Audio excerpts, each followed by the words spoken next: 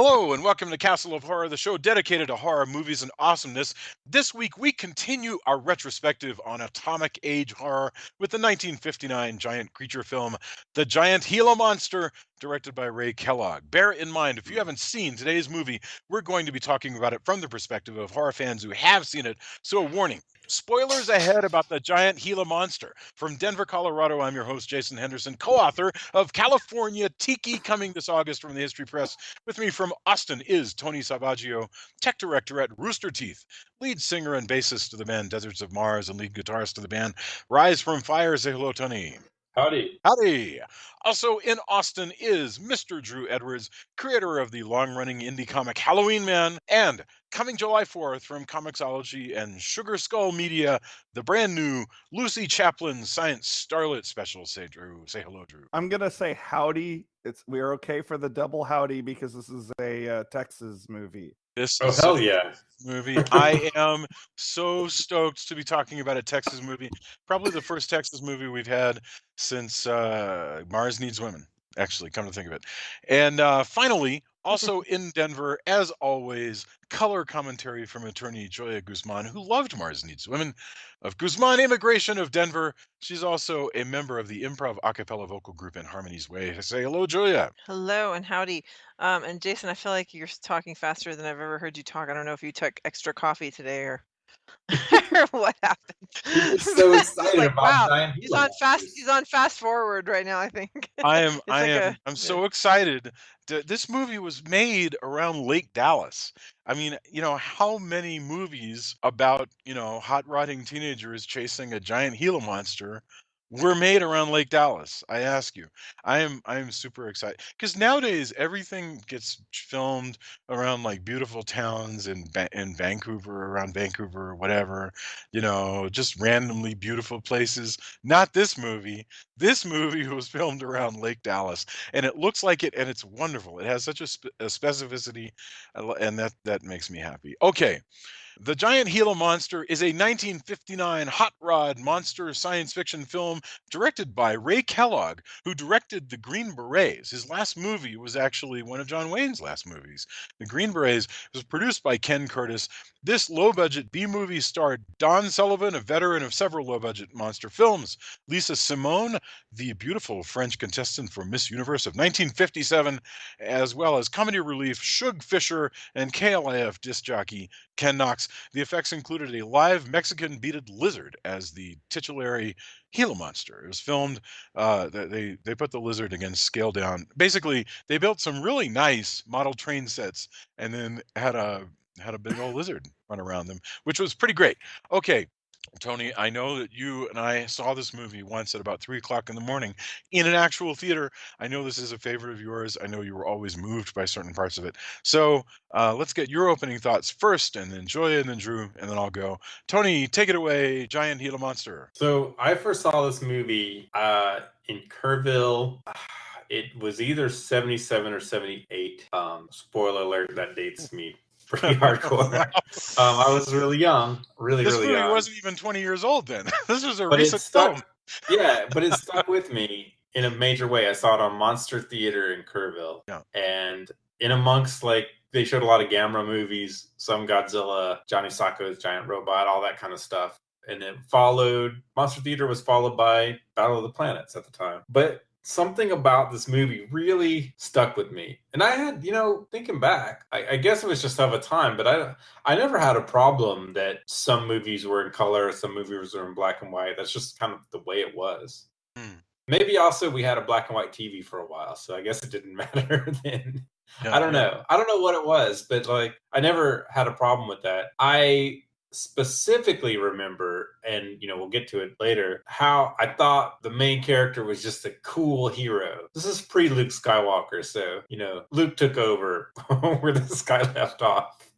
And I remember just the sister who I guess probably had polio. Yes. She right. gets braces, and being a kid as well, that was kind of horrifying. Like, oh no, what had happened to her, and her plight closer to the end, even though it's much shorter than I remember it, was harrowing to a kindergartner or pre-kindergartner. I just remember all those bits, and you as a kid, you don't notice how kind of cheesy some of the Gila Monster stuff might be, but it really stuck with me. And it wasn't because of the nature of things. It wasn't until Mystery Science Theater brought it back that I was actually able to see it again.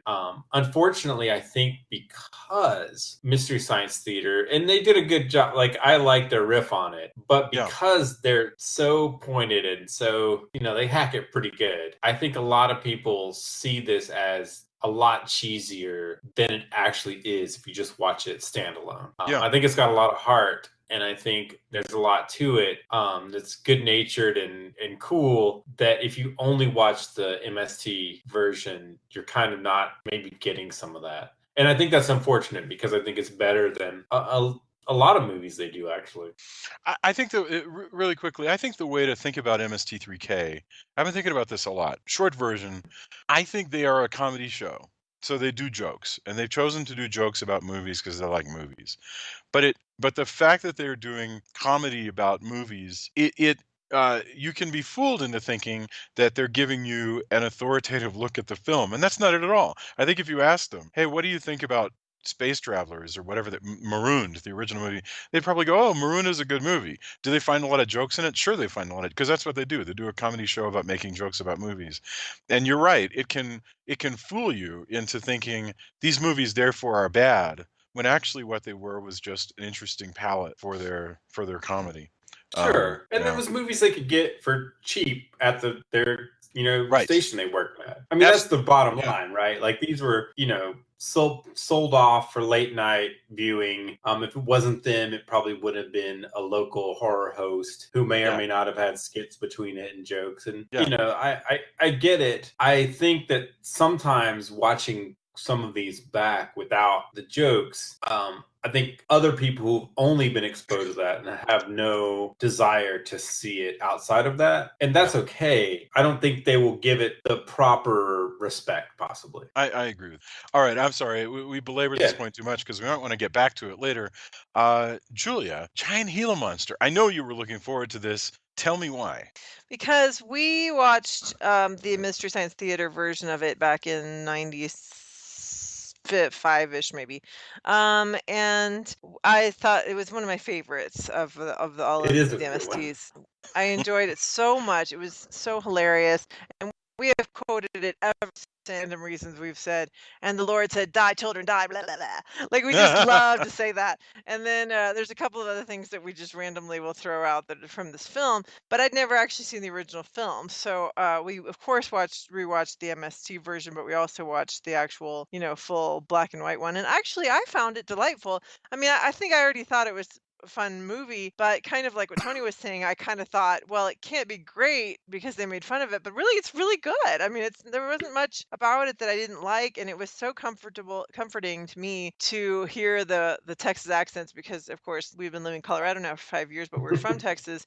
So for us, it's like going back home, hearing these accents. And I really feel like that anybody who wants to do a Texas accent in a film needs to watch this movie, because they always pick, like, they do a Texas accent the way they think it should be, and I don't know who they're copying. Sometimes they're copying Matthew McConaughey, sometimes they're copying who knows who. But this movie has such great, authentic Texas accents. I just loved hearing them. Anyway, so it's a lot of fun. The lizard is just adorable. The Gila, I think it's a bearded dragon, is just so cute. It's really get a kick out of it. It's not scary at all, so it's quite appropriate for anybody who doesn't actually like horror movies, but it's really, really fun. Yeah, they used a beaded lizard. Oh, beaded? I thought it was beaded. Yeah, beaded. Okay. Yeah, excellent. Drew, what would you add to that? Well, I guess I'm the odd one out. I've never actually bothered to watch the Mystery Science Theater 3000 version of this. I've only ever seen the version that we're going to mostly be discussing tonight. I really like this movie. I like the regional feel. I agree with Julia about the accents. I enjoy the fact that it has a very authentic Texas feel. Like you watch a lot of Hollywood movies about Texas, and they're usually way off. Like for one, they always make Texas look like a desert, and this is a lot of like tall, skinny. Like I used to when I lived out in McKinney. This is what it looked like around that area. Yeah. And I love that look. You're funny you talk about how movies are filmed places that are beautiful. I actually think this is beautiful. I love like the really tall, skinny, spooky trees. Yes. And I just love the regional feel of this. And of course, because I'm in the rockabilly and I'm around like the hot rod culture and everything, the 50s rock and roll aesthetic and the hot rod stuff in there, like that, of course, all appeals to me. I just think this is a fun movie. And I do kind of feel bad that if people, the only thing they know it from is Mystery Science Theater 3000. I also have always had like a lot of affection for this movie because I remember when I lived in Dallas, and this movie is so well liked by people who like horror movies that also happen to live in Dallas. There was always a lot of people like, you should do Halloween Man versus the Giant Gila Monster. I would buy that. I think a lot of people would actually, and I'm not 100% sure if this movie's in the public domain or not, but pretty sure it is actually. Come to think of it, Wikipedia. Maybe I should just do it. The real question is, I think that's a wonderful idea, and everybody around this table thinks it's a wonderful idea. But I mean, in the general world, I don't know how well known the Giant Gila Monster is, such that it would make a difference. So it would really just be, do you have a Giant Gila Monster story you want to do? Jason, this is a beloved cult classic. Okay. All right. All right. Then okay. Right. Then go crazy, man. You could bring back this character of Chase. He could be, Halloween Man is in the far future, so they'd have to like defrost Chase, to once again. Well, actually, Halloween Man takes place in the present day. It's just the present day that the people in the 50s thought it was going to be. Thank you. It's that retro futurism. They would still have to defrost Chase to face. They would, or he could be an older, wise rockabilly sage. Yes, in the way that Pai Mei is, or any of the wizened characters in kung fu movies. He could be or he could pull the way Highlander, of the hot rod warrior. He could pull a Highlander 2 or Highlander 3, whichever movie it was. Remember how he's old, and then there's like a giant conflagration, and he walks out of the fire rejuvenated. No. We don't. No. Just did they make stop there? Did they make a sentence that begins? Highlander? You should do this like Highlander 2 and 3. Did they make a sequel to Highlander? We can stop. Did they make a sequel to Highlander? I thought that they stopped with the first one and never. Yeah, they never made any spin-off media of Highlander that I'm aware of. It may have been a dream. There should have been only one. Oh my God. All right. Oh, that was good. So I wish I could take credit for that joke, but somebody actually yelled it out in Highlander 2 in the theater when we were there at the end of the movie. They're That's like, great. I think everybody I saw that with, I know this is a tangent, but everybody I went and saw it in the theater, and nobody was yelling. Everybody just kind of shuffled out despondently, or just with the puzzlement. I think there was kind of two people going just like, did I see that? Was it a fever dream? And then other people just kind of lowering their heads and pretending that didn't happen. I'm still baffled that you think that there was a sequel to Highlander. Anyway, Gila Monster. So Gila Monster. What do you like? One thing I really dug, it's kind of going in there, is it's definitely targeted, the hot rod culture it's targeted at. The slang feels very much, and I'm not as much a part of that, but the slang feels very authentic of the period. Yeah. And I thought that was really great. There's all these his tires are bald and he can't go fast. Oh, I'm still going barefoot. All this little. And I am curious if it just sounds good, but actual hot rod kids at the time would just roll their eyes. But it felt authentic to me, judging just from what I know. I don't know. Well, I can tell you, hot rod people now talk that way, but it could be that they're just people who've seen movies like this one and think that's how they're supposed to talk. So that's a losing game there. Right. But it felt really, it didn't feel like they were trying to be cool about it. If everybody who's delivering their lines about all the hot rod stuff just kind of rolls off the tongue. And that doesn't always happen, especially in horror. There's a lot of, and there tends to be, I'm going to use these terms. It sounds a lot better than when people try to do computer stuff, put it that way. He uses phrase like, you mind if I open this up? There's just all this, there's all this car language. But what's really funny about it is that you've got the teenage, this particular, drag race slang. And there's a couple of movies that have, drag racing gangs as their lead characters. So you got them, you got the thick Texas accents. You got one guy whose regional accent is so thick that when he is on screen, you almost need subtitles for him. He is, it is so, and he's talking to the sheriff. He's always drunk too. Yes, sure. Well, Suge is a character actor. I mean, you'll see him turn up as that guy. Right. He's in Beverly Hillbillies and stuff like that. Like he got around as lovable drunk, which was its own thing back in that time period. So lovable drunk is actually one of the topics that I want to hit on. So hold that thought.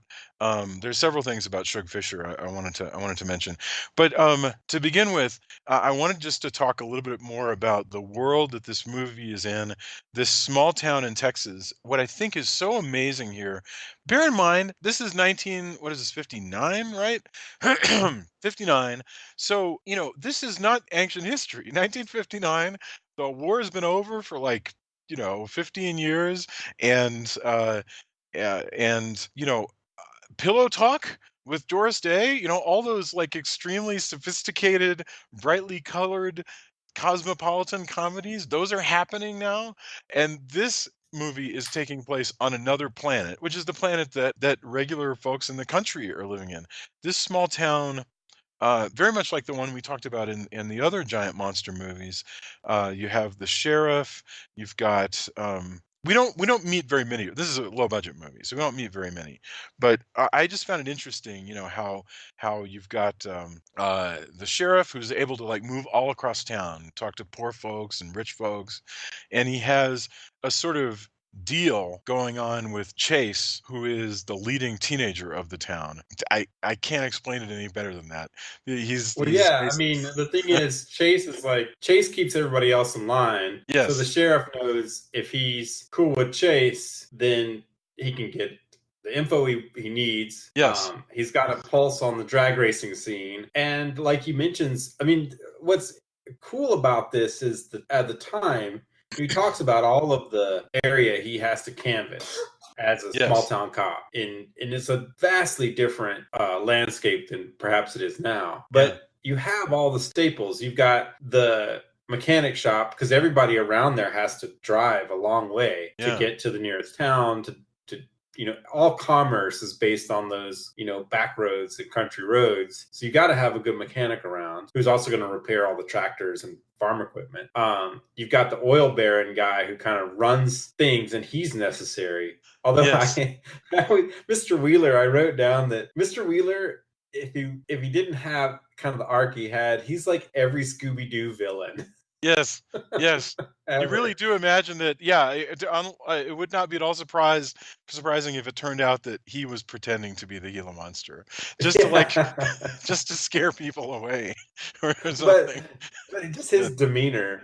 And then you've got the guy who Chase works for, and a lot of these, actually, the shops would also be a sort of general store.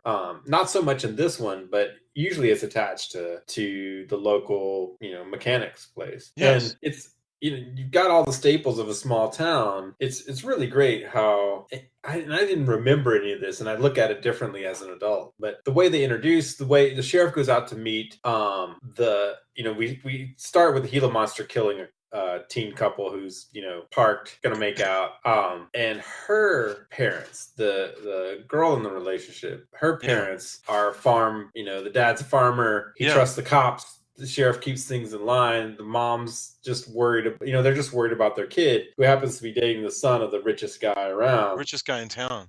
And when the sheriff goes to their house, isn't it interesting, because these kids are missing, and so he first goes to Mr. What's his name, Wheeler's place, and it's a vast mansion. And Mr. Wheeler is this guy who wanders around his house in a smoking jacket all day. And then when he goes to the girl's house, it is probably like a 600 square foot house. It looks very real. And believe me when I tell you, it looks a lot like my great grandma's house on, on the farm in Oklahoma. Absolutely. It's, and I find it fascinating that they are presented those parents, they're very polite to the sheriff. And then when they go away, when the sheriff goes away, they go in and they go, okay, we need to trust in the Lord. We got to pray on this. So we're being presented this image of these kindly, simple farm folk whose strength lies in their religious faith. And their faith and they're not mocked for it. No, they're not mocked for it. They're not. It's not like you're like, oh, they're so stupid. They're just simple, like you're saying. Yeah. It's just authentic. Like that's. Yeah. It's like what we were talking about with the accents. Like none of it feels out of place at all. And it stayed that way in those rural towns. And having, Drew and I lived in those, like, oh yeah, it feels very. It stayed that way for way longer than you would imagine. Yeah. Well, I mean, this isn't radically. The clothes are different, sure, but I mean, this isn't radically different than what I grew up around in the Possum Kingdom area. I mean, the personalities are definitely very much the same. Listen, his overalls and his like baseball cap and stuff that the farmer is wearing, I saw my grandfather wear exactly that outfit. I mean, many, many, many times. It was just if you're going to be on a tractor, that is what you wore. that is absolutely it. It was completely that, and so the funny thing was, since these are those two actors are not actors, I get the impression they were probably cast straight out of the town somewhere.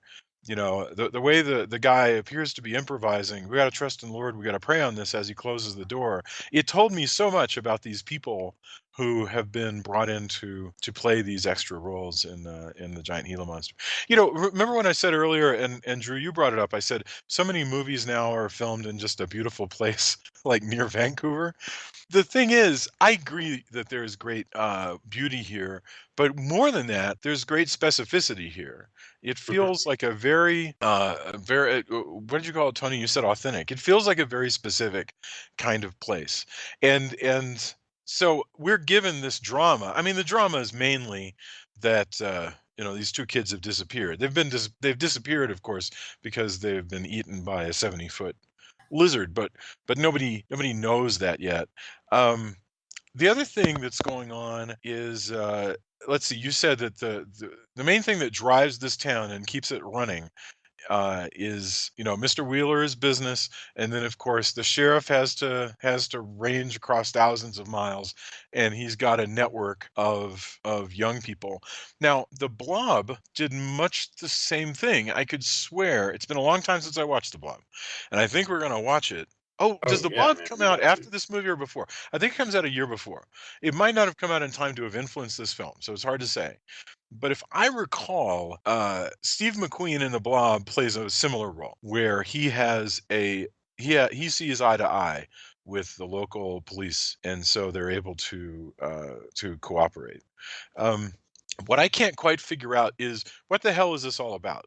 Because and Drew, you're a student of the 50s, so maybe you can tell me, but I'm aware of this whole notion of people being afraid of juvenile delinquents, Blackboard Jungle, all that stuff, and yet here is this trope that's showing up of hot rodding teenagers who are basically the eyes and ears of the local sheriff's department. And they're breaking a few laws, but really the only people who care are the uppity jerks who run the bigger businesses. What is this? What is that message? Well, first of all, like in the 50s, teenage culture was just starting to evolve, so we didn't really have a fully formed idea of like what a juvenile delinquent is. Like people think of like 50s juvenile delinquents, and they think of like West Side Story or some other cliche thing. You mentioned Blackboard Jungle. That did not, there was a splinter of this, and especially in small towns, and I still saw this going on when I was growing up, is the police do have kind of a way, like as long as you're essentially a good kid, they're gonna get like let you get away with some light breaking of the law. Yeah, like in my hometown, it was a dry county, but there would be kids who would sometimes smuggle beer or whatnot into the area, and the scandal. Yeah, and the police would absolutely, if they caught you doing that, it would be a lot like the way they're being about the drag racing in this movie. So I think that's also another level of authenticity to small town life in this movie. I mean, I think to its credit. Yeah, but also he's mostly friends with Chase because he knows if he can trust Chase to keep things under control, that he's got a point of contact. Yes. Yeah. So he can lean on him if he needs to, and he can also it's going to be a lot smoother because he knows Chase is like a good kid, right? His dad and there's takes care of his mom. He knows he's not a problem. Also, and I want to talk about the Tri-County thing too, because that was a big deal when I was growing up as well. Go crazy. Yeah. Delinquency when you're away from a city is a lot different. And you may see things as what Drew was saying about this culture, how it evolves and how it's just getting started. You have this separation of what's cool and what's filtered from the city back down. I mean, I was rolling my pants legs when I went to college and got made fun of for that because that was the thing you did where I lived. The world had long passed that. Yes. I felt like the dummy. I mean, I felt pretty bad. Kids were, I don't know, it was stupid. But those little kinds of things it's just different in a small town, how the delinquency is. It's funny because even well into the 80s, early 90s, they have a party line in this movie. Yes. So you have a very specific ring to your phone. And that's how if you don't hear that ring, you can still pick up. When I was first moved to Mississippi with my stepdad, we had a party line that only had 3 people, and I think 2 of them got off, and then there was 1 other person. But you could still pick up the phone and hear whoever. The dry county thing, it's actually still a dry county where my parents live. So much so that I forgot. I think it's the Budweiser. One of those companies owns Red Bull. The truck that delivers Red Bull, if convenience stores want to carry it, they have to meet the truck at the edge. You can go through on the highway, but you can't deliver to a store as a because it's on the beer truck, right? Really? So the people who get the Red Bull have to go meet the beer truck on the other side. Also, it's total BS because there's at the edge of every county road between counties, there's a convenience store that sells beer right on the border of the county. Yeah. Right? Yep. It's no secret. And I guarantee you, even the sheriffs or whoever have a beer while watching the Sunday game. It is the worst kept secret, it is so not that is the bindiest rule yet. But as a law enforcement official, you have to. Although there are still very, very, very Southern Baptist sheriffs and sticklers who will not, accept that and gonna give people a hard time or take them to jail if they see too much, especially if there's open container, because then they have to. But it's and I tell people about this, and many, many people I know just don't even understand how is that possible? But yeah. Well, I still remember my grandmother. Sometimes she had this pink bathroom with pink tile all over it and a pink bathtub. But sometimes she would make booze in there, and we always knew when she had.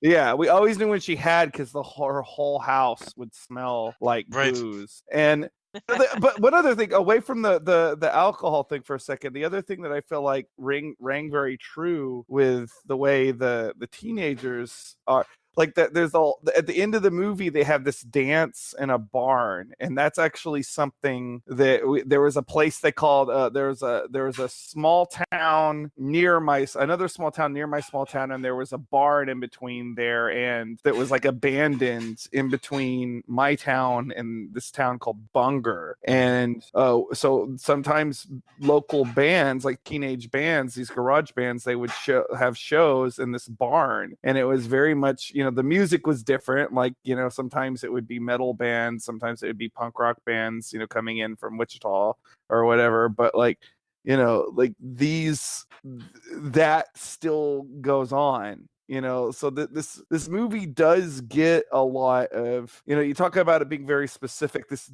movie does get a lot of the specifics of being a teenager in a small town in the I guess at least the 20th century. I don't know what it would be like now, but it still rings very true to me and what my teenage experience was like. Well, there's still, you go to the right places in Texas, there might be a club, but in general, you're going to just find a place. There might be a barn or, just a place where, well, I guess a band can set up here. Somebody's put together a PA. Because I talk to people all the time, or coming in from this or that, from especially I think East Texas. But you go far enough, either west or east, and you're definitely in territory where somebody sets up a thing, and then it's a big deal.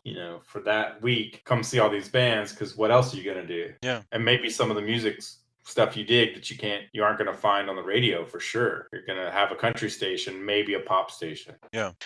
I also like the fact that there's what's the word? There's a crookedness going on, but it's not. Basically, the sheriff has realized that there is no such thing as a perfect society, particularly, or rather, to keep society running, there are the rules, and then there's the way things are actually done. And the way things are actually done is often by nodding towards a breaking of the rules.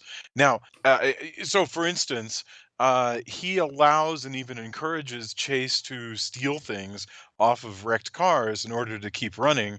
It's his favor to Chase in exchange for Chase continuing to work with him. This is straight up crookedness. On the other hand, it is more or less victimless until somebody comes along and asks for those tires or whatever. But as long as nobody is, he thinks the risk is low and they're just going to do it. And now, what that is, though, if you kind of start to build the world out, you're describing the good old boy network. And when you have people who get hurt by the good old boy network, you start to think, well, maybe this world could use a little bit of reforming, and maybe for a while we can't have any of the sheriff letting the rules slide. Well, that is the difference between this and, say, if you did this same thing in the 70s, it would be vastly different. Yeah.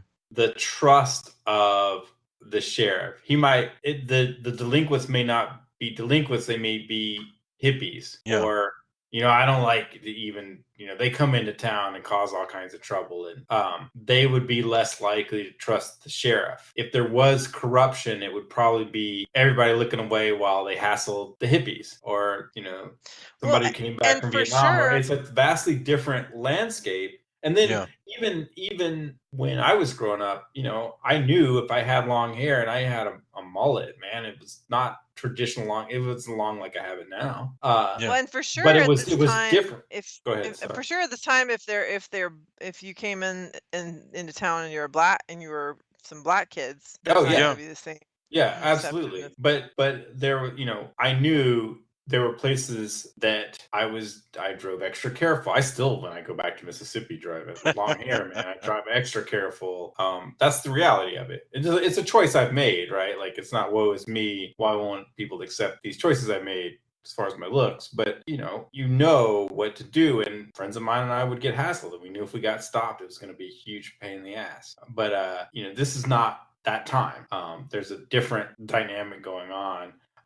Later, when they finally find the car that kind of is the catalyst for this whole thing, Yeah. Missing the couple, of course, and Chase pulls it out. Rain and Rain goes, well, don't they have to? Why don't they call the sheriff? He's trying to do the right thing. But it's interesting that they call that out. The sheriff goes, you should have really left it for me. Yes. I know you're trying to do the right thing and pull the car out and look at it, but no, that's what I said too. When they pulled it out, I was like, whoa, no, it's crime or like possible crime scene. You need to leave it where it is. Really bad idea. Chase means well. Isn't that interesting? Chase makes a mistake here, and the sheriff doesn't really bust his chops. He's very kind. He goes, I really wish you'd left it for me, but he doesn't. Nobody's a jerk. Everybody in this whole, except for Mr. Wheeler. Yeah, but Mr. Wheeler, you can totally understand his motivation. Like, Yes. I got to give him kudos. He is not the mayor from Jaws. Like, Right. he has like a completely understandable motivation. Well, he's only not the mayor from Jaws because his kid is the one who's missing. Yeah, I think if it was he also is somebody else's kid who was missing, but his wealth that was at risk, he'd suddenly be the mayor from Jaws. I don't know. No, he's a jerk. I mean, he threatens the sheriff multiple times. That's true. I like the sheriff's like, yeah, go ahead, man. If you want to take over, that's fine. I've got better things. I can find other things to do than police. These hundreds of miles. Yeah, he goes, I'll have your job. And he goes, you can have it. all I know is like I've seen supposedly better, quote unquote, better movies than this one who would not have a heel character. And he is a heel. Don't get me wrong. I'm not saying he's not, but he's better. His motivation is much better drawn than a lot of other movies that have like 4 times the budget than this one. Yeah, or more. It's also interesting that he's the catalyst behind. He's the sponsor for the French exchange student who's come there, and poor girl, she's stuck in rural Texas. Oh yeah, probably vastly different, unless she came from Farmingtown. I don't know. As far as we know, she came from Paris because that would be the coolest. But there's still provincial France, right? Absolutely. So, but she gets, I'm sure in much the same way that other movies play out. She's definitely, hey, cool, I'm hanging out with these hot rod kids. That is not really a thing in France, or at least not, it wouldn't be in the same way. So can you imagine this girl? Just think about it. This girl, regular high schooler, pretty girl from France, wherever she is, from Nice, from Paris, whatever.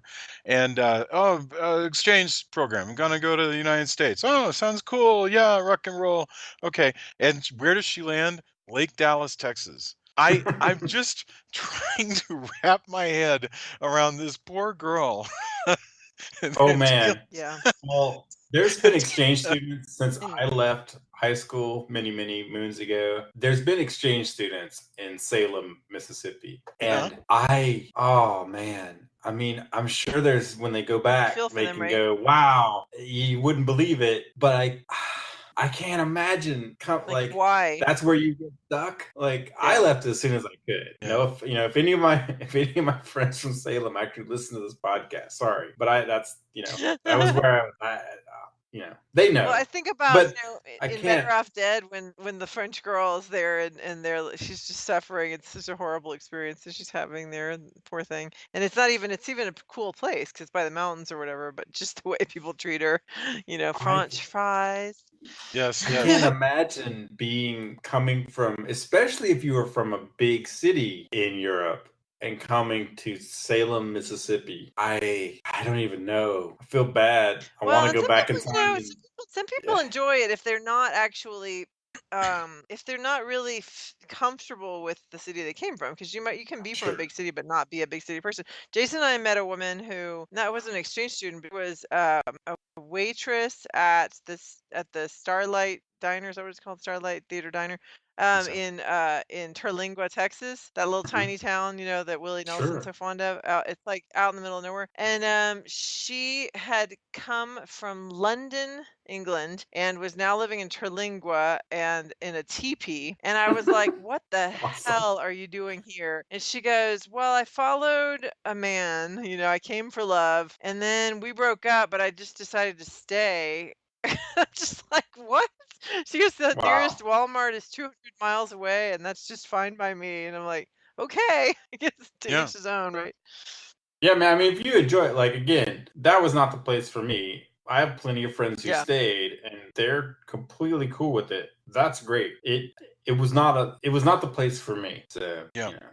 So anyway, this investigation into the deaths of the kids is going on. Well, the disappearance of the kids, because this creature that is attacking cars out here in North Texas is doing it such that so far it hasn't really been noticed. And as later Well, on, Mr. Wheeler will point out, there's so much thick brush that a 70-foot creature can wander around without being noticed probably forever. Go ahead, Drew.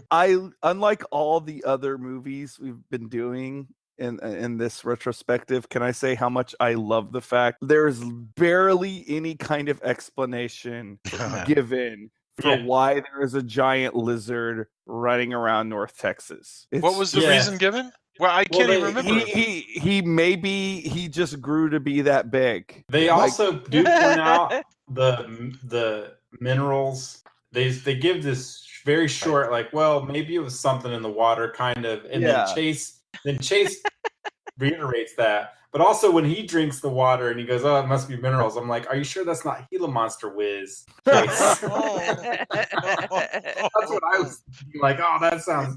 I don't know, man. It's the scantest rationale, though, for why there's a giant Gila Monster. Well, it doesn't It's matter. like, It's also, just by the way, because. that's just as crazy as the fact that, and I'm going to fast forward here a bit into the film. At one point, the Gila Monster knocks out a bridge, and a train, or a tiny little model, adorable train, derailed into whatever ditch or whatever that was. And all these people, scream and die, and the Gila Monster comes and eats them all. And even though it happens presumably in town, it doesn't seem to make the news. I mean, I don't know if they have like radio. That's surely they have radio. They may not have Yeah, TV, they got but radios. it doesn't. Yeah, but it doesn't seem to make any news. Certainly, there's not like a big national, oh my gosh, this thing happened in Texas. Like, it's just kind of there's the kids that went missing, and then there's that car that we found, and then some people on the train. Just like that was a huge thing that happened here. Well, there's a few things going on there, though. And, the railroad company's not going to immediately... You have this, because you're out in the middle of nowhere, you also have this altercation, right? Yeah. So the railroad company, if they can prevent it, aren't going to broadcast, like, hey, our bridges aren't safe in the middle of nowhere. So, it does start to get reported, because when they finally go, hey, we need some help with this Gila Monster, because of the reports coming out of the survivors of the train accident, it adds some legitimacy that it didn't have, before. And that is actually kind of fascinating. I think it's more of, obviously it's just low budget and it's just part of the plot, but it's not inconceivable. Right. It happens at night. That's the other thing. So you have to get enough people out there to deal with it and just investigate. And the local authorities aren't doing it, right? The sheriff goes, "Hey, I'm not part of this investigation because it's basically bigger than me." I forgot his exact words, but the other guys are taking care of it. They aren't going to mess with the local sheriff. I mean, he even gets his cars from when the state highway guys get a new car every year. Isn't that interesting? So he gets, that's the way it works. You got levels above him. They're going to want to more thoroughly investigate it. I'm sure that everybody around knows it, but when you're on a party line, it just doesn't get out the same way. Yeah. I remember actually a cousin, my mom's cousin came, and he was carrying an ambulance, and we rode in the ambulance, and he turned on the lights. He was driving it through to deliver it, basically. Uh-huh. And as soon as we got back, our phone was ringing off the hook, and what was going on at the Griffins. And this major thing that maybe an ambulance had been called. Huge, but that's local, right? It's not going to make the paper. Oh, somebody had an ambulance thing. And, even the next day, like, oh, what was going on at your house, man? A train derailing. Yeah, but again, middle of nowhere. I guess it didn't bother me because of the way, like, just knowing how that kind of stuff works in that area. Mm-hmm. There was something else when Jolie and I were driving through Texas at one point. oh God, where was this? Marfa. We were on Marfa, and it was on a Friday night, and the disc jockey, I am not making this up, was reading out the results of the auditions for the high school play. Isn't that Oh, great? absolutely. No. That was it was in Alpine, Texas. Alpine. Yeah. All right, very good. Huh. Yeah, so which is I where could Sul totally Ross see University that. is, right? Yeah. There's something really awesome about small towns. And I also find it fascinating, given that by 59, the United States is a pretty varied and heavily industrial country. Maybe not as much as it is now, but I think there's a romance of small towns that appeals both to people who actually live in small towns, weirdly enough, and people who sometimes just enjoy the idea that if they were willing to give up, a trip to the Best Buy or whatever it is, there's a tiny town out there that they could. So Rain watches Yeah. enough Hallmark movies. Let me tell you, Yes. without the big city girl coming to the small town, or the big city guy gonna come ruin the small town, there would be no Hallmark movies whatsoever. Isn't it? So Isn't there it is still a remarkable? romance of the small town. There wouldn't be Footloose. But Yeah. Oh, forget yeah. Footloose. Just any random movie, like I stumbled across something the other day. The guy's driving into the little town that he happened to grow up in, and he became a big lawyer. But now that his wife is dead, he's just disillusioned, and he stops in the town because he's stuck there for a couple days. And what do you know? They could use some help at the local law place. And by the way, his ex-girlfriend is the mayor now. Do you think that this guy is going to get together with the mayor and probably like solve a murder while he's there? Yes. That is what he's going to do, and he's going to stay. And there's going to be like Christmas lights, and yes, which is great in the movies. But let me tell you, if I had to go back because I was disillusioned, it would quickly be like, why the hell? This is not the place I want to be. I was already disillusioned years ago. Yes. Why would this be the place I would come back to? No, it's not happening. In the city. No. But you know what's cool? Go ahead. Sorry, Julia. One thing I thought of when you were talking about how the cop gets his cars from the state trooper, from whoever it was, is maybe that's why he's so cool with letting the kid take parts off of these wrecked cars. He's like, here, you can take a headlamp. It's like, we all use secondhand things around here. I mean, that is kind of how it works. Yeah. Now, I think it's also cool that there's this neat subplot of, again, the weird lovable drunk, which the guy's Rex, and he could have killed tons of people. But there's a guy that Rex Chase pulls him out of the ditch. Later on, realizes he's this famous DJ. He's celebrity in that area. And unbeknownst to us, and he's really in real life. Yeah. Too. Well, what's funny is the guy who helped produce the movie wanted, secondary movies for his drive-ins. He knew this DJ, said, hey, I'm making this movie. Why don't you be the DJ in the movie? But Chase, in addition to helping out his sister who is recovering from polio, sings this song, and they make fun of it in the MST version a lot, but it's actually a really heartfelt, like everything he's singing, he's got a good voice. Yeah. No, but it's a dumb song. It may be heartfelt, he may have a good voice, but it was a dumb song. I was stuck on The Lord Said Laugh, Children Laugh? For days. Yeah. I thought it was not that one. I was thinking of sings whatever he sings, whatever he sings. Oh, no. I'm talking about where he plays the song, the pseudo-religious. Oh, and that's also super authentic because there's so much Johnny Cash that's based on, there's tons of country from that era that has its roots in hymns or the Bible. Well, likewise, folk music of this era. Sure. Your Kings, the Kingston Trio, all those guys, half the songs they're singing have gospel hymns, gospel lyrics to them. Absolutely. So, Drew, what's your take on Chase's music career? I think he's got a nice singing voice. I didn't find myself laughing too much about it. I mean, I guess it's a little on the sentimental side. It's quaint, right? Yeah, it's quaint. It's quaint. But my parents are very religious. I spent a lot of time at church, and I have a certain amount of affection to gospel music, but also people forget rock and roll does have a lot of roots in gospel music. That's the way a lot of early rock and roll singers got their start. His sister Rosetta Tharpe, Little Richard sang gospel, Sam Cooke sang gospel, Elvis sang gospel. Like it's not unrealistic that a guy trying to break into music at this point in time would do a song like this. And frankly, I also just, again, he's got a pleasantly nice singing voice, and that's a bit surprising, considering that this is such a low budget movie. They could have just hired some guy off the street who couldn't sing a lick, but I don't know, it works for me. I get why people think it's hokey. I've had conversations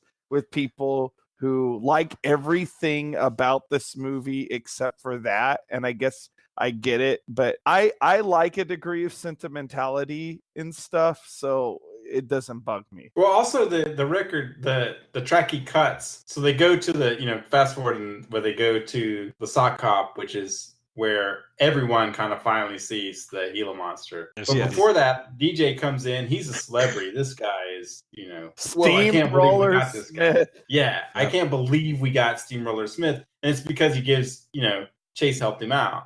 And we don't know this until he gets there. And, hey, we had him in and he was, recorded this album, this single. What do you think? Which would still be cool, if you had the celebrities playing, your stuff. Absolutely. Now, that is cool. But especially at the time where you had all these people go to a tiny studio, record a couple tracks, we get some session musicians in. The way that rock and roll worked at the time. Although, not to de-romanticize it too much. Sure.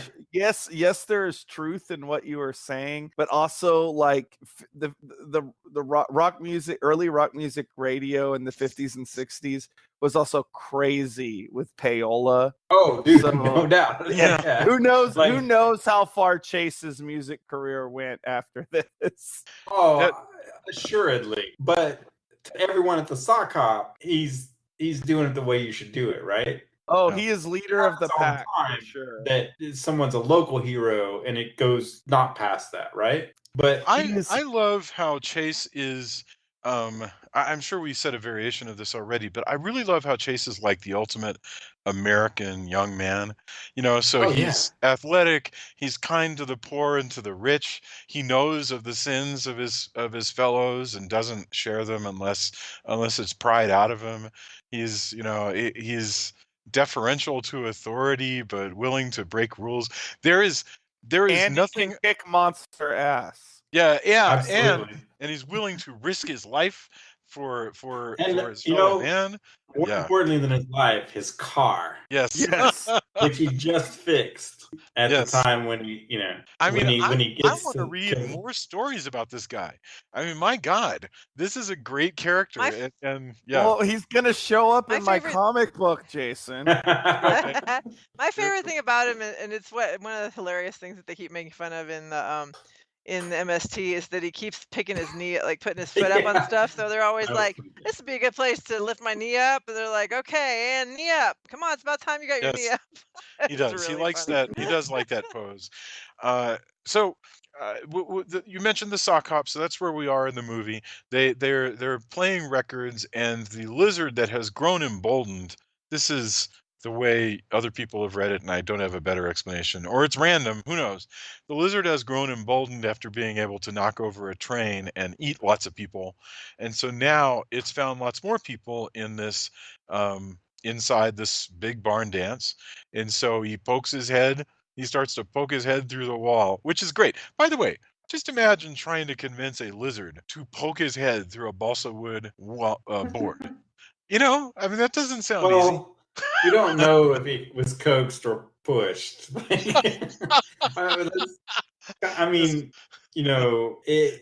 wasn't as many guarantees that you were totally compliant with animal laws as now. But let's not forget that the reason that everybody is there.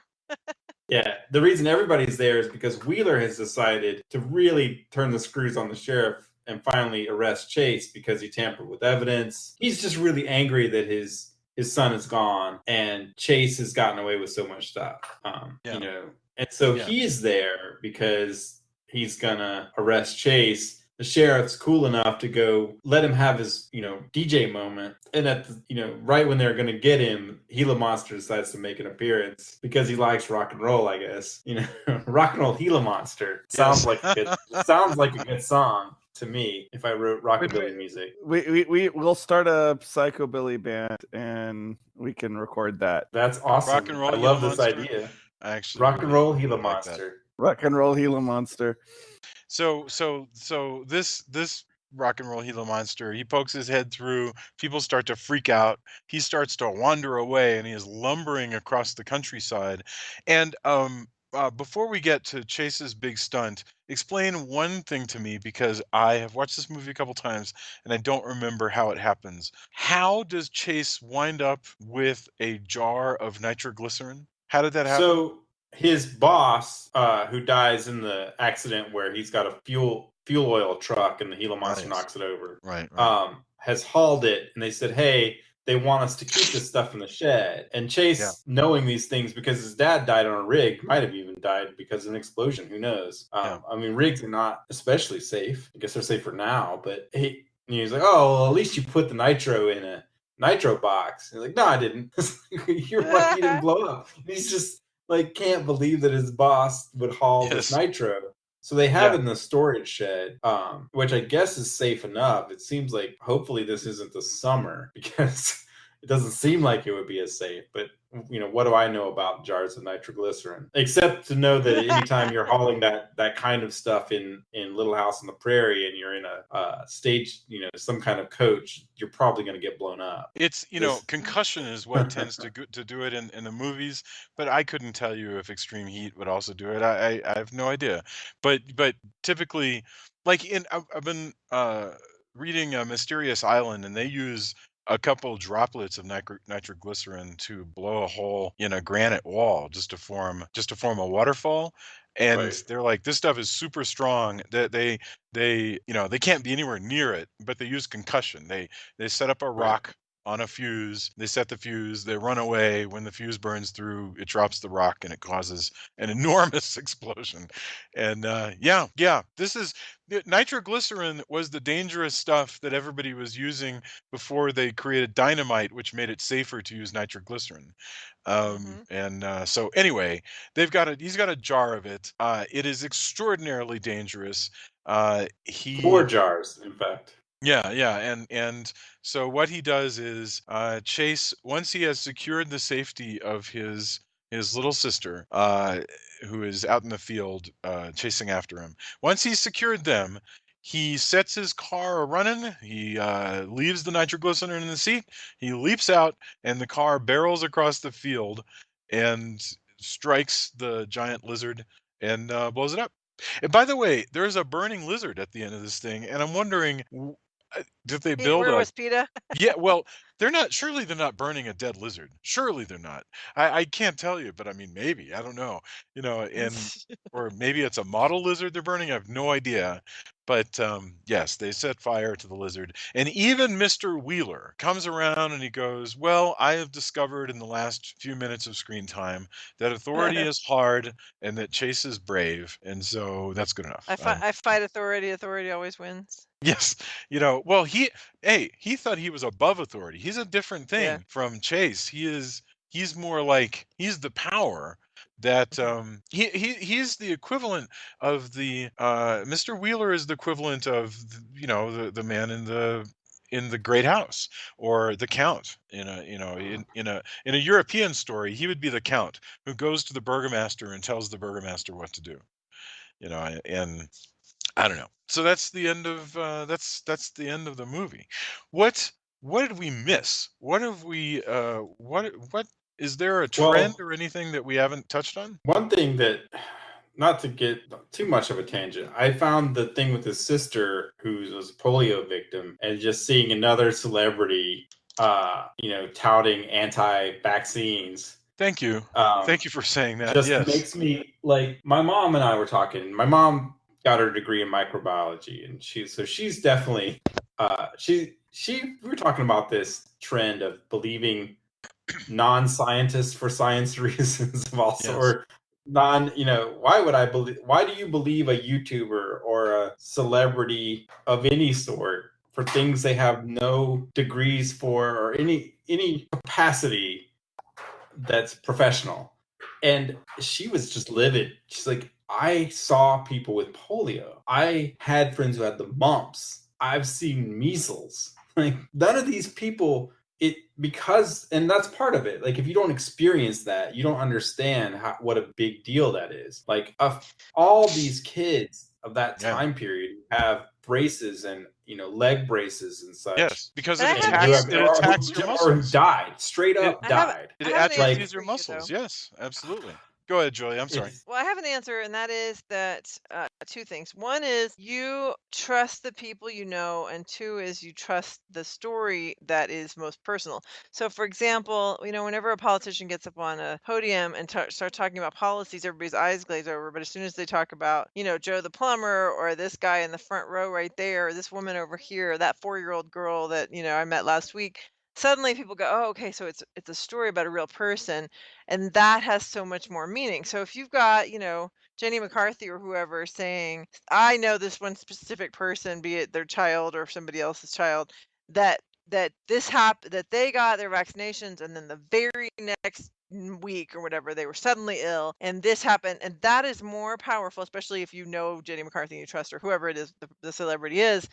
That has so much more weight than all the science and all of the books And and the all of reason for the that, Julie, is that tests. nobody Speaks remembers to the you. alternate. Nobody remember. See, Yeah. at time of this Well, it this speaks to your movie, heart. in time of this movie, lots of people would have personal experience of Of Chase's course. little sister had polio and it struck her legs, and so she has weak legs, and so she Yeah. needs braces to walk. And lots of people had those stories, but they don't have those personal stories today, which is crazy Exactly. to me. But I mean, it's totally. I think you've nailed it. I think you said it right. People need a personal story, which is just one of the many, many But why is that annoying why things. is that more plausible than the people, like, if you tried to go, whoa, whoa, whoa, whoa, let's not have polio and the mumps again? Yeah. That doesn't seem, people don't seem to care about that when But that's what we're kids were saying, is that you dying. don't know. You'd have to have your next door neighbor would have to say to you, I know. my sister died from this thing. Oh, okay. So now I know two personal stories. One about vaccines and the No, other one about your polio. Or frustration the other is one well about placed, mumps. Tony, because it is damn Yeah, stupid, yeah. truly. I mean, But I mean, well, the problem is people also aren't going to like watching Giant Gila Monster isn't going to be the sea change that people go, oh, whoa, polio. It's not? Oh, You're damn it. I was right. really counting on that. well, there have been times when our government has, and I can't think of an example recently, but no shit, you could do this. You could decide, listen, we will give federal dollars to everybody who puts a storyline into their show next season about some kind of thing involving no vaccinations and people get the measles and somebody dies. Here's some money. Who wants it? And you could do stuff like that. It's not, it's not nuts. If Xbox can do it and all of a sudden everybody is playing with an Xbox, then certainly the government could do it. So it's just a matter of caring about, about promoting this stuff. But thank you for mentioning that, because yes, in the smack middle of Giant Gila Monster is a recollection that as late as 1959 there was still damn good reason or really, really excellent reminders of the importance of vaccinations. And he's having to pay. He can't afford the headlight, mind you, that he steals because he's paying. And I think they allude that his girlfriend actually helped pay. Yeah, she pays for some the of the braces. braces. Yeah, she pays for it. And he goes, and now you're broke. He doesn't say, I'm going to pay you back. He goes, oh, and I guess now you're broke. Now you're broke Like, because aren't we you don't gonna have pay any back? money. These people don't have money. Yes. Well, he talks I about know. him. He didn't have the money because his sister was sick, and That's he's taking care of his mom as well, who's also, of course, working. And I like that she drives his hot rod and comes back like, "What'd you do? What'd you do to the car?" Yes. Yeah, he's always souping everything up. The other interesting thing about the morals in this thing, do you remember God, who says what? There's the sheriff goes, "Do you think they were in trouble?" Trouble, just like in the other one, Reno is code for divorce. Trouble is code for pregnant. You don't Right. hear that much anymore, but you hear it in old movies. And Dirty Dancing has fun using it just to remind people that's how people used to talk. But do you think they were in trouble? No, no, I would know. Whatever. And then they say, well, they didn't come back. And the sheriff says something like, what is it? Like, if they stayed out all night, they'd better have eloped. Isn't that interesting? Yeah. Well, he Well, said something more like, I think basically he said, yeah, he changed. It's a different turn of phrase, Yes. but basically he's saying if they're yeah, having sex, they better have gotten married, is what he's saying. yeah. Right. Like it's the Or sheriff's she's damn probably going to end business. up pregnant. You'd be better off if they were married if Yes. if she ends up pregnant. Isn't Right. that fascinating? I mean, it's just amazing to me how morals are a public statement, at least in this movie, and in small towns certainly. That how you are behaving and also how you are appearing to behave are important, even to people who, frankly, it's none of their business. That is, and these are the good guys, right? This is just the story, and like Joy, as you pointed out, to some extent, if we might find out there are other habits they have that we wouldn't be so crazy about if they, for instance, had black neighbors that we saw in the movie, because Or this immigrants, God forbid. I guarantee you Yeah. this little town has a black part of town. We don't see it here. And we don't know exactly how the sheriff comports himself. Oh, and We just don't know. definitely Hispanic side. Yeah, we don't know if all this these is people are Texas. members of the Yeah. KKK. We don't know. Yeah, We like don't. Yeah. We just have no idea. We're being presented a completely whitewashed version of small town Texas, and that's just the way it is. All right. I think that's pretty much all of the Giant Gila Monster. So I want to get our final thoughts. It'll be Tony, and then Joya, and then Drew, and then I'll figure something out, and then we'll come around for endorsements if you have anything that you would like to share. So Tony, I want to hear what your final thoughts. Somebody listening to this and going, well, should I crack out the Giant Gila Monster again? And also an extra bonus question: should you watch the colorized version? All right, go ahead. I think this. I was really pleasantly surprised, and I guess if people are listening to this and they've listened to enough episodes, they realize that part of it is about the movie, and part of it is kind of our own experiences with movies. So we got a lot. I think we got fairly personal on this, our lives mirroring some of the stuff that is in Giant Gila Monster, which wasn't true when I saw this. Because I lived in Kerrville, which was not really rural. It took me going to Mississippi before I experienced the actual, what this was like. But I really like this movie a lot. The colorization version, I watched part of it. It was kind of weird. I still am a little fascinated with the process of colorization because it looks fairly consistent. Yes. There are two different black and white versions that are on Amazon, and I'm not quite sure why. One of them has the full poster, and one of them has like a gray frame around it. I can't remember which I watched, but I want to say one of them has better mastering, and one definitely came from like a digital, like a DVD or some kind of digital smashed down copy, because the audio isn't as good, and occasionally you'll see color. Yes. What you call macro blocking, where it's encoded, the encoding goes wrong, and all of a sudden now you've got weird colored pixels. Orange, yeah. Like off and on. So if you see that, switch over to the other black and white one because it's better. And I want to say the better one has just the full frame poster. I am not sure. But I'm not sure. Maybe there's another service. I watched on Amazon, but there might be another service that has an even better print.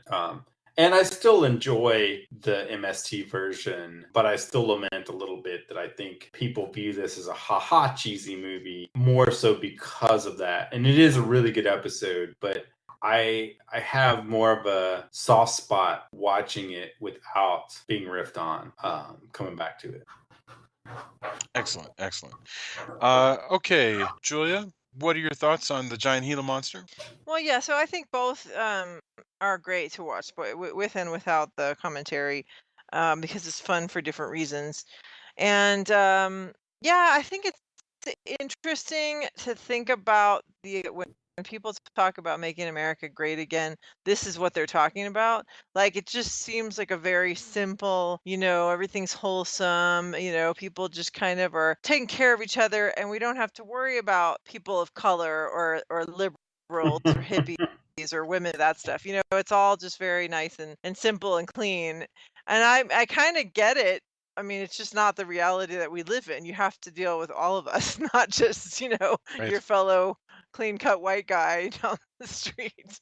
So, I mean, I think that's what, kind of we're looking at here in this little snippet of the late 50s, right before we get to the sexual revolution and flower power and all that good stuff in Vietnam.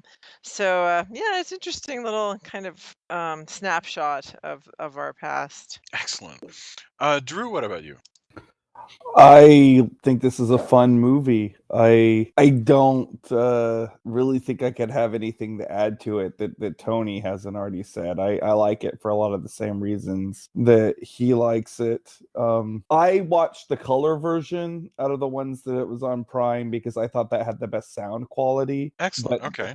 they literally have any version of this that you could ask for, including a 2000. Not that I'm saying you should start with that, but they have the 2012 remake of this. They have every version.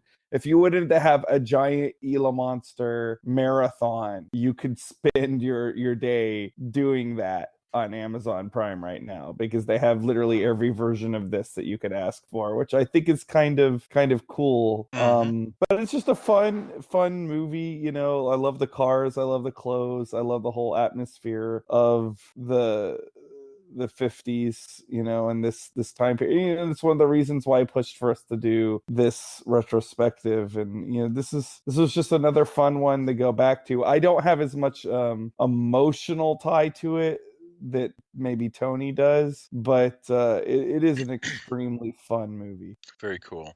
I couldn't add anything to that. This is just a very interesting look at a small town in Texas, all gathered around the imaginary challenge of a giant lizard that is wandering in from the creek. There's nothing more to say about it other than you should check it out. I'm curious about the colorized version. And by the way, Tony, I agree. I find that you can be appalled by the process, because you might not like what it does, or I don't know. There's a million reasons why you might not like it, but as a process, as a technology itself, I find it fascinating. And certainly some versions are way better than others as far as the colorizing goes. Oh yeah. So, you know, um, so yes. Oh, and also, by the way, this movie is in the public domain. I think the cool opportunity for artists is that, not only could you take the Giant Gila Monster and do what Drew's thinking of doing, like putting these characters into your comic, but the fact is you could do bloody anything. You could take the movie and record a new soundtrack over it. You could record new dialogue. You could turn it into color. You could turn it into a cartoon. You could cut it into pieces and run it backwards and turn it into a Memento Gila Monster. You could do any. That's the beauty of the existence of the public domain. It is the crown jewel of the American copyright regime, is the existence of the public domain. So that's also my only endorsement for the week is the public domain.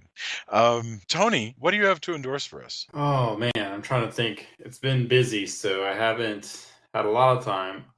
In the horror genre, I have been playing a twin stick shooter, a la Robotron, as far as back as that, called Tesla versus Lovecraft, which I first thought was just kind of, hey geeks, you nerds like this crap, and we're gonna name drop two nerdy things and put them together. But it's actually a really fun game. And I got it because, of course, I like Lovecraftian things, and the Lovecraft shooter sounded cool. But they did a really good job, and it's really fun. It's on PlayStation Network. That's what I've been playing on PS4. So I think that is a blast. I will also endorse Hereditary, even though I no, it's not for everyone. And I also think that I have decided I am going to be a little bit more picky about what horror movies I watch in light of my own thoughts and feelings, and also just kind of a general malaise of watching things I dislike in real life. So I think it's a really well done movie that is creepy. And I can't remember who it was recently who was saying, like, there's always this backlash of, oh, is this thing overhyped? And his contention is, that's on you.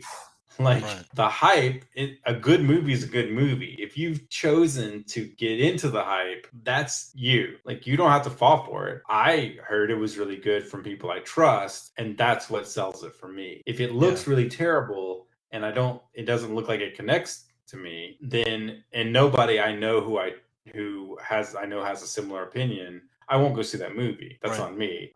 And I can make that choice as an adult. I don't have to see it and be mad. I can't believe people said it was good. Like, which people? Like, and why did you go? And why do you listen to people? You know, as an adult, it's very freeing to make those choices. It is a highly effective movie that sticks with you. And I think it's as good as people say. Although I was a little disappointed because I saw an interview with the director who was, I don't know if it's editing or how it was presented, but in the interview I saw, the director was very much, well, I didn't want to do this, and this is how I view this as art, and blah, blah, blah. And seemed very cagey and almost ashamed to be making a horror movie, which that part super pisses me off. You're making a horror movie, own it. Like, this idea that, oh, well, it's what's wrong sometimes with horror in general. There's this, horror can't be a good thing or a mainstream thing, or it can't be an artsy thing, which is total bullshit. Like, are you making a horror movie or not? Let's not cage this as, well, it's classified as horror, but I'm making an art film. Just come the fuck on. And he didn't say those things exactly, but it was, and I want to give him the benefit of the doubt because he made, like, his direction is really good, and he made a movie that I thought was great. And Joy is different because it's fairly dark.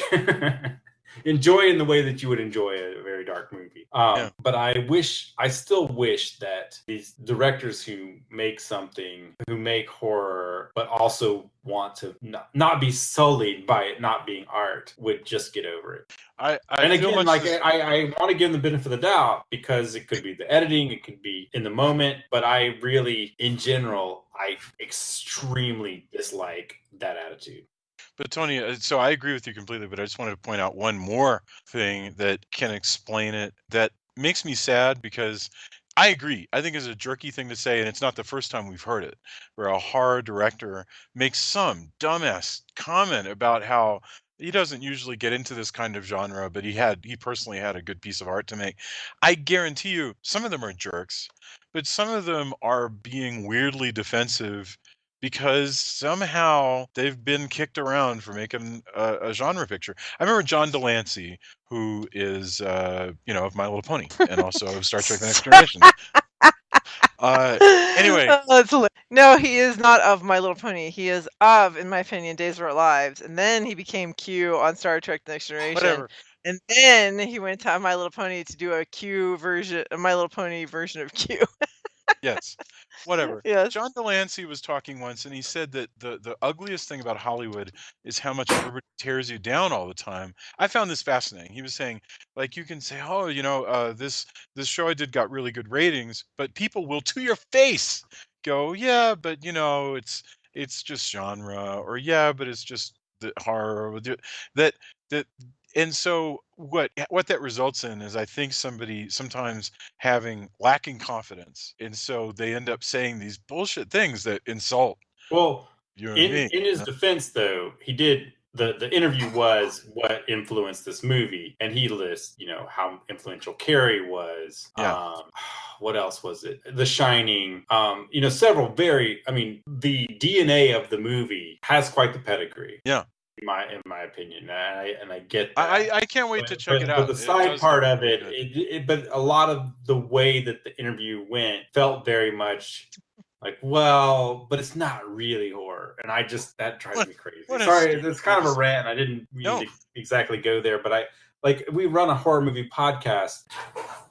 Do it or don't, man. Just own it. There's nothing wrong with it at all. There's great horror out there all the time. There's plenty of bad stuff, but there's plenty of bad stuff no matter what. If any media you can think of. Yeah. But that doesn't mean that there's not great stuff. And this is one of the better ones that's come out over the past year. I'm excited.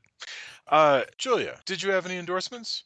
I have a super weird random endorsement for this podcast. That sounds and great. That sounds perfect. Yes. Well, it's really random because Is it John Delancey? Tell me. No, I saw a piece that was in the theater for just a few weeks called Pope Francis, a Man of His Word. And it is not really a biography so much as what they call a personal journey with Pope Francis. I absolutely loved it. I grew up Catholic, and I have been sort of a lapsed Catholic because a lot of the things that values that I hold dear, I feel like aren't really espoused by most of the churches that I've gone to.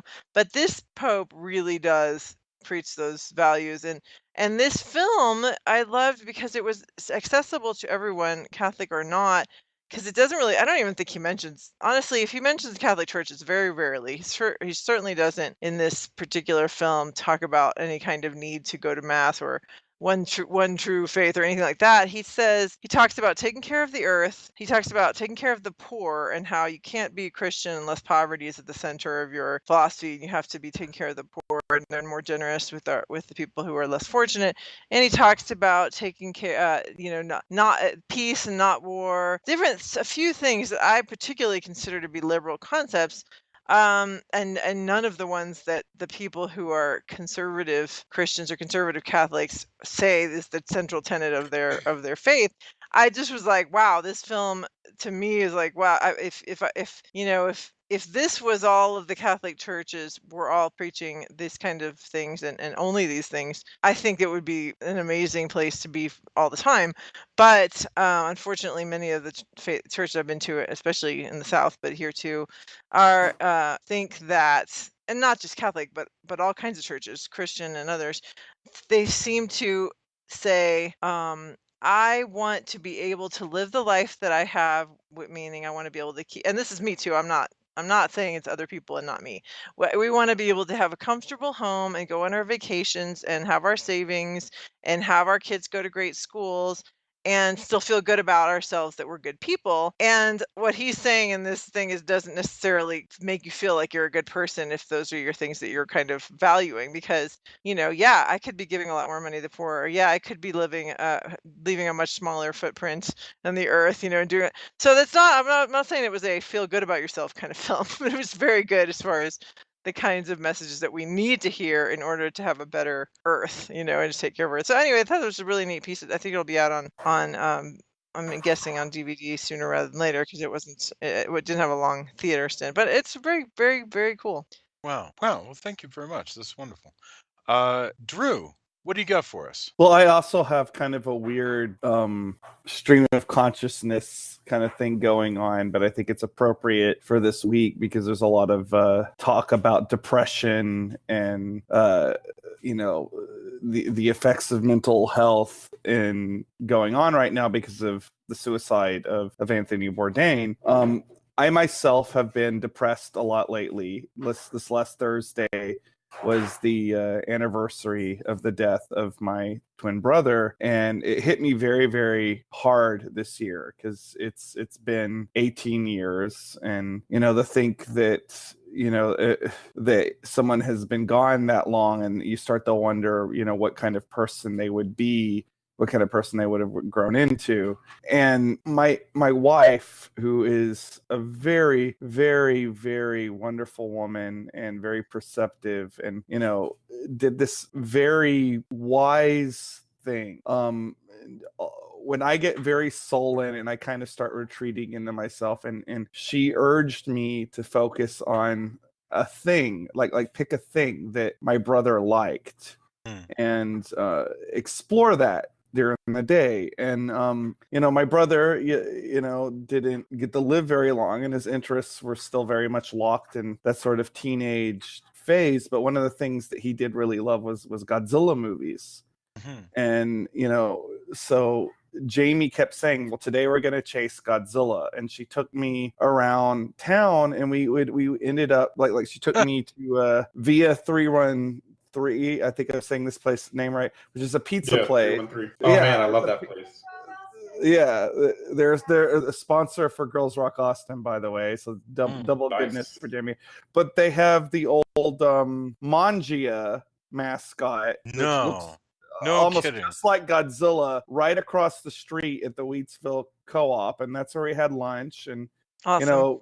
pizza was, again, my brother didn't really ever get out of the teenage phase of his life, unfortunately. So pizza was his favorite food. So we had pizza, and we had a version of Godzilla looking right down at us. And she took me to the Gozu gallery, and we looked at all the Godzilla models, and she actually bought me a very lovely Godzilla figure of Godzilla from the 1954 film. And then when we went home that night, we watched Godzilla 1985, which is like the first Godzilla movie that I was able to see as a kid, obviously. And it did make a hard day less hard. So I guess what I'm trying to say is, if you are depressed, if you are, or somebody that is depressed, and you can think of a sort of outside of the box way to reach out to them, which is what my wife did.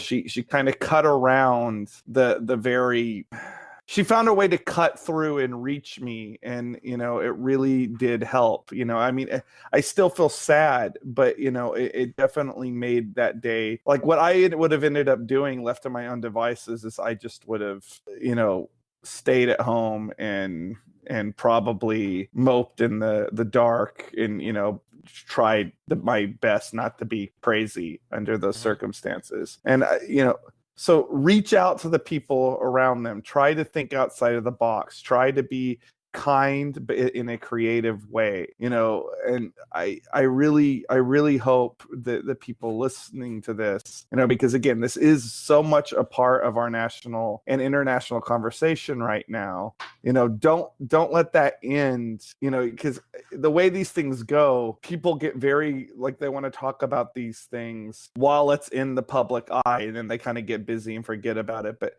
keep this in the back of your mind, because there's going to be somebody dealing with their mental health in some form or another in your life. So keep these words that I am saying in my life.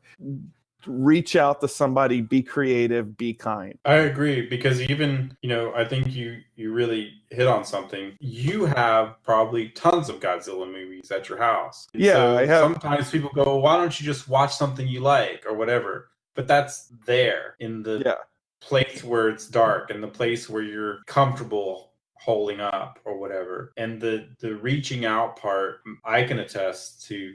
I haven't been through what you've been through, but I empathize, and I understand this, and I have my own stuff. That the difference is, a lot of times those things, they're there, but if you're not in the right mindset, it doesn't matter that they're there. Yeah, absolutely. Watch those a million times. That what Jamie did was pretty amazing. And I love the fact that the co-op kept that Godzilla. It's one of my favorite Austin things, actually, especially as a Godzilla fan. I think what you're saying really hits home. Well, Jamie's a great human being, and I think a very special soul, and that was beautiful of her. And I don't know, I just I hope people hear these words and take this with them. And Tony, we definitely thought about you a lot that day, because you're definitely the preeminent Godzilla fan in my life these days. And so, like, I especially when we were in Gozu Gallery, I was like, oh man, I bet you Tony would love some of these Godzilla toys. I can't go there, or else there goes my money. I mean, Matt Frank is still 1,000 times more Godzilla than me, which I thought I knew some crap, and then Matt is like, I've got nothing on him. Matt is amazing. But I'm staring at my shelf here in my music room that I'm recording this, and it is a shelf of Godzilla, including a clock and a lighter that you pull down his arm, and it is a crazy lighter. My brother had that lighter. Yeah. This was, I think, a knockoff, because I've seen the real thing that this, but anyway, it's crazy. It sounds like you would be able to cut through like a safe with it because it's insane. It's like one of those weatherproof lighters. But yeah, that.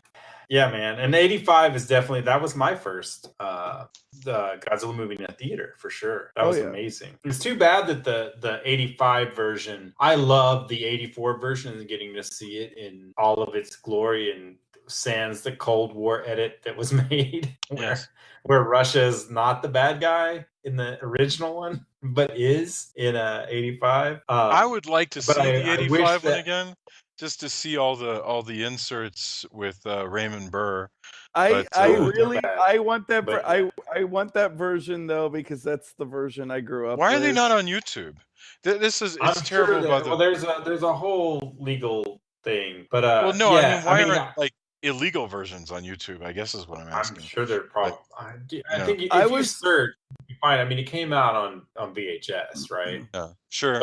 But I was just happy because before this latest Blu-ray, which is okay, I mean, it's a decent transfer. I actually got a copy without any subtitles from my friend Hira, who they were re-releasing the Japanese versions, and he had a copy or I can't even remember. It's been years and years, but that was amazing to me because all I had seen myself was the 85 version. So I like both for different reasons, but I like that design a lot too. I think for some reason it really sticks with me. That's one of my favorite, if not my favorite design. That's one of the cooler looking Godzillas. I was reading up on the movie and I did my respect for Raymond Burr went up even higher because apparently Roger Corman wanted to take the movie and re-edit it to where it was going to be like a What's Up Tiger Lily kind of thing, and the whole thing was going to be goofy. And Raymond Burr shut them down. He was like, awesome. No, we're going to take Godzilla seriously. And I was just that's great.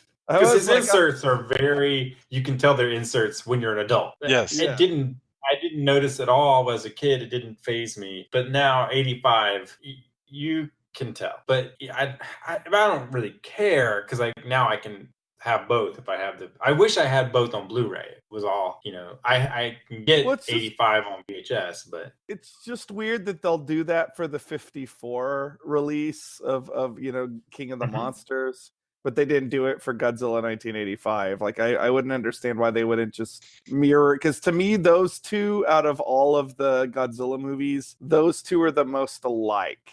Like you have all the others too, right? Like yeah.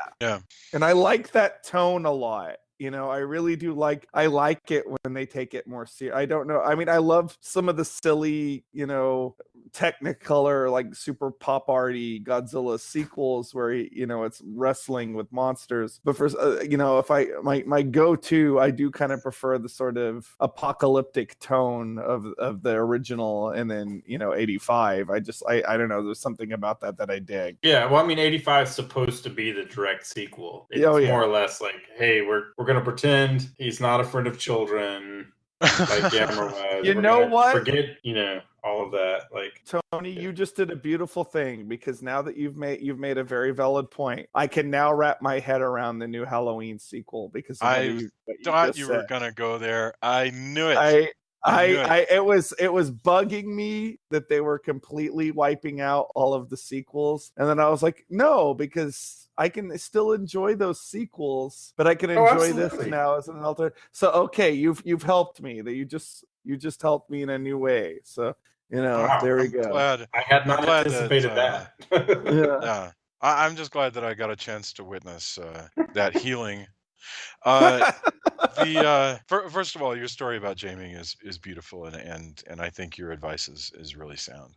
And I don't have anything else to endorse. I already endorsed the public domain. I think you can't do better than that.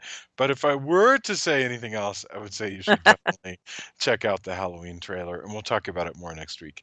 Also, I just want to throw out a plug for if you have a primary election going on, it hasn't already passed in your area, those are very worth your while to participate in, because you can't just assume that, eventually later I'll vote for something. It's like you need to know who is even running in the primary in your particular, whatever party you are, whatever area you're in, because that person is going to be the one who runs in the midterms, and the midterms are super important. So if you have a primary going on, I highly recommend that you find out what's going on and get educated and participate. Absolutely. That's wonderful.